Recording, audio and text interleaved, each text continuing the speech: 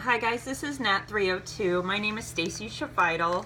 I'm here videotaping from the snowy state of Nebraska. We have a little bit of snow on the ground. It should be, it's probably going to snow. We're supposed to have snow on Christmas, but we'll see. Anyway, I just wanted to say hello to everybody, and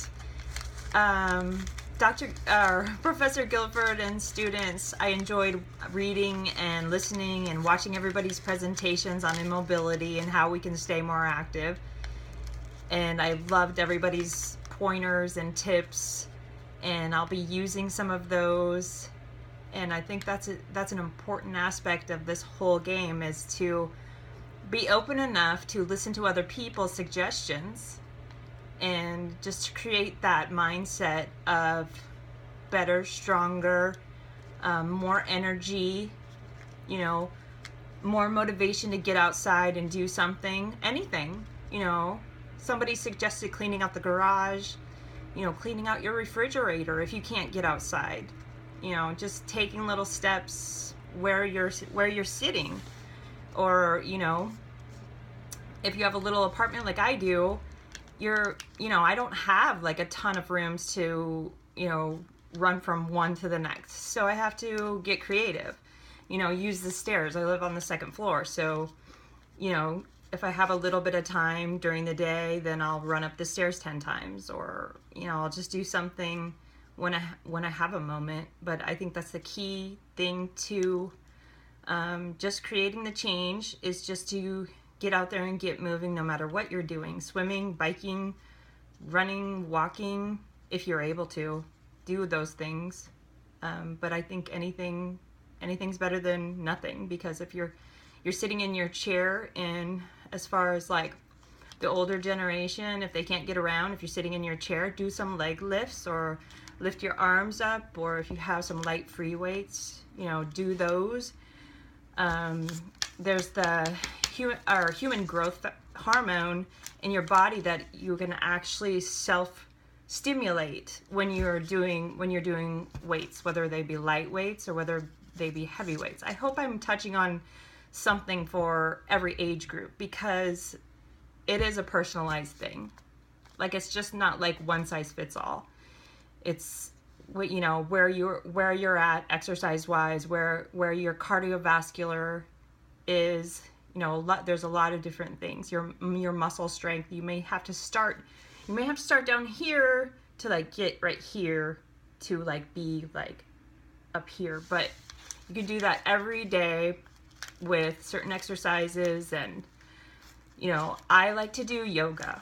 Yoga is great because it promotes flexibility, it promotes strength, it promotes focus, and all of those things. I know somebody was talking about swimming. Swimming's great because it doesn't tax the joints and everything, and you can freely move in the water. And I think that is just an excellent exercise. The YMCA is just right down the block from me, so the kids and I are hitting that. I was kind of like low energy moment, just sleeping a lot and resting a lot, and then I realized that, and it's a lot of a mind game too. Like, if you're saying to yourself, like, I have no energy, I can't do this, like, or, I have no time, or you're making excuses like I was, then it's pretty much sustained that way.